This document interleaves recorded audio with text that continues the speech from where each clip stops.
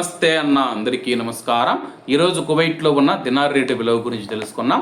ఈరోజు కువైట్లో ఒక దినారు 288 రూపాయల 51 పైసాగా ఉంది. 1000 రూపాయలకు 3 దినార్ల 466 ఫిల్స్ అయితే మనం చెల్లించాల్సి ఉంటుంది. 10,000 రూపాయలకు 34 దినార్ల 660 ఫిల్స్, 20,000 రూపాయలకు 69 దినార్ల 320 ఫిల్స్, 30,000 రూపాయలకు 103 దినార్ల 980 ఫిల్స్ అయితే మనం చెల్లించాల్సి ఉంటుంది.